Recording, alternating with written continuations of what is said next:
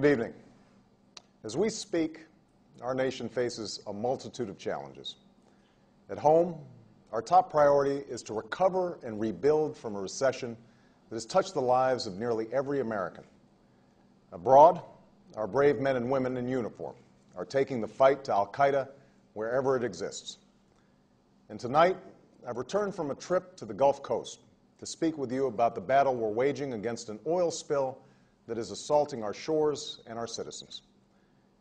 On April 20th, an explosion ripped through BP Deepwater Horizon drilling rig, about 40 miles off the coast of Louisiana. 11 workers lost their lives. 17 others were injured. And soon, nearly a mile beneath the surface of the ocean, oil began spewing into the water. Because there's never been a leak this size, at this depth, stopping it has tested the limits of human technology. That's why just after the rig sank, I assembled a team of our nation's best scientists and engineers to tackle this challenge. A team led by Dr. Stephen Chu, a Nobel Prize-winning physicist and our nation's Secretary of Energy. Scientists at our national labs and experts from academia and other oil companies have also provided ideas and advice. As a result of these efforts, we've directed BP to mobilize additional equipment and technology. And in the coming weeks and days, these efforts should capture up to 90% of the oil leaking out of the well. This is until the company finishes drilling a relief well later in the summer that's expected to stop the leak completely. Already, this oil spill is the worst environmental disaster America has ever faced. And unlike an earthquake or a hurricane, it's not a single event that does its damage in a matter of minutes or days. The millions of gallons of oil that have spilled into the Gulf of Mexico are more like an epidemic, one that we will be fighting for months and even years. But make no mistake, we will fight this spill with everything we've got for as long as it takes. We will make BP pay for the damage their company has caused. And we will do whatever is necessary to help the Gulf Coast and its people recover from this tragedy.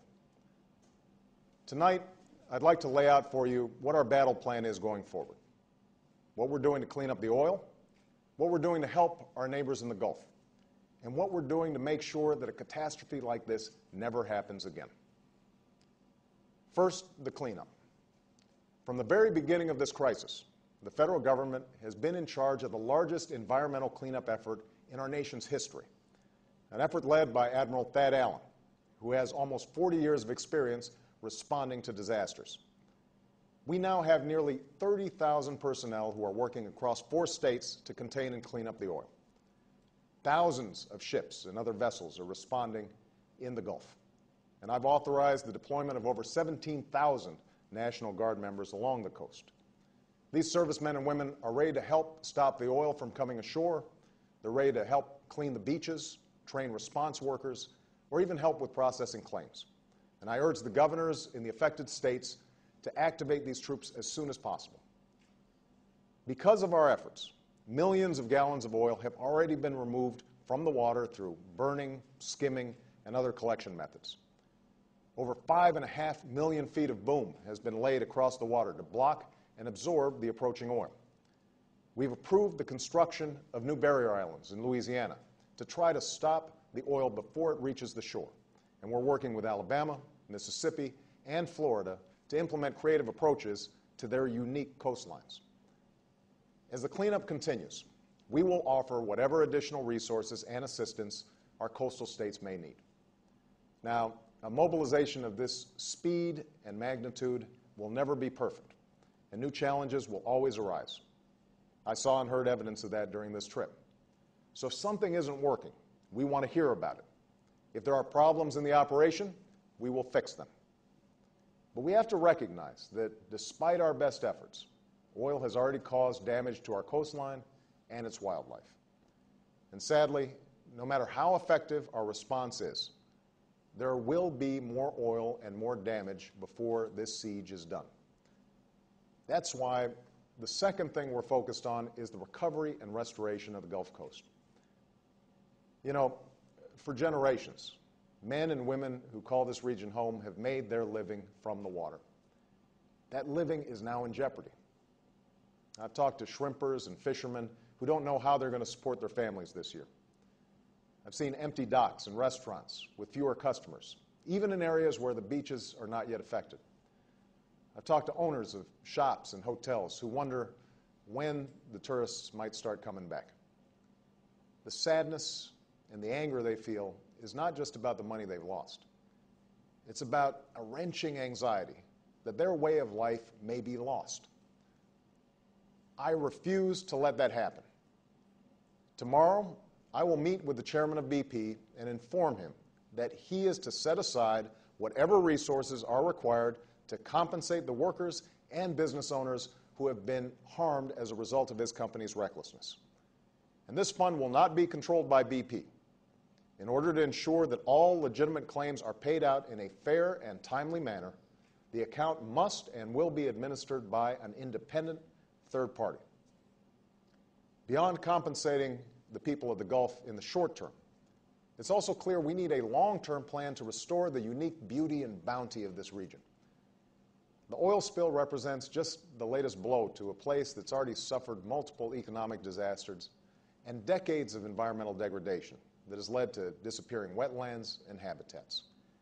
And the region still hasn't recovered from Hurricanes Katrina and Rita.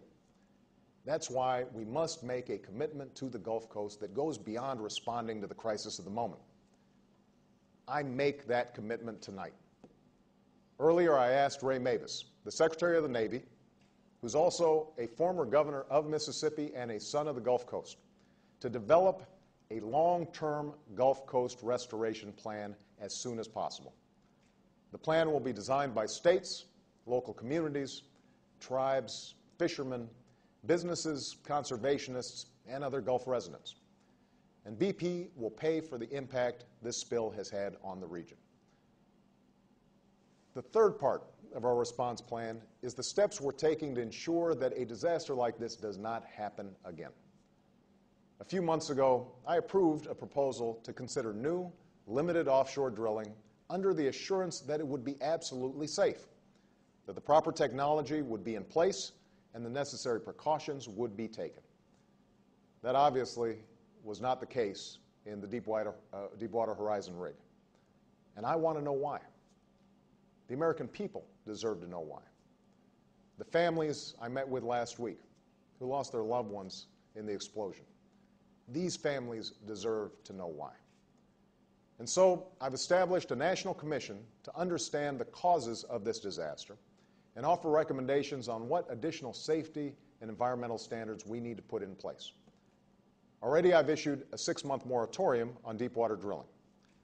I know this creates difficulty for the people who work on these rigs, but for the sake of their safety and for the sake of the entire region, we need to know the facts before we allow deepwater drilling to continue.